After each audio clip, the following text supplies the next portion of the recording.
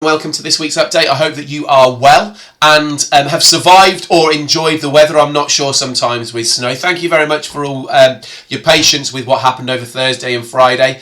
Obviously, it was coming down quite hard on Thursday. We tried to keep the school open, but we have to think about everyone's safety and making sure that everybody can get home. And with the primary school, local primary schools closing, we had a lot of phone calls in saying we wanted to come and collect children. We had to make the decision at lunchtime to close the site. And again, on Friday morning, when I was up at 5 o'clock, our site team said, look, we couldn't even open the school gate. So I'm really sorry for the inconvenience that caused, but also thank you for all the understanding that you have shown with us. And just this is just going to be one video this week. Wanted to talk about what's happening with the strikes this week. Obviously, as you know, really important that teachers stand up for education and what is happening with the government and the funding. You may have seen in the paper that the teacher strikes have been called off in Wales. They haven't in Britain because the government have refused to talk to the teachers, despite the unions trying to engage with talks with the teachers. And so we're still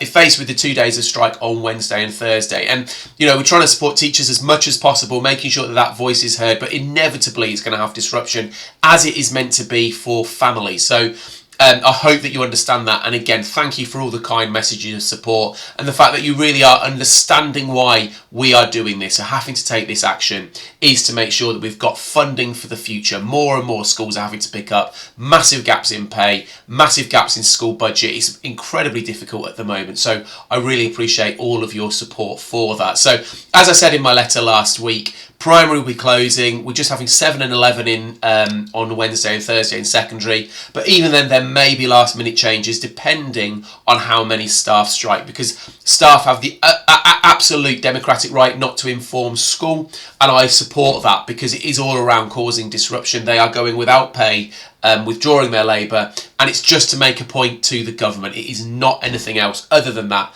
because fundamentally they want the right funding for the school for your children to make sure that it's incredibly positive future. We've got so many exciting things planned over the next few years, really thinking about how we can develop the school, how we can develop the ongoing work that we've got with the community. So I appreciate everyone's support with that.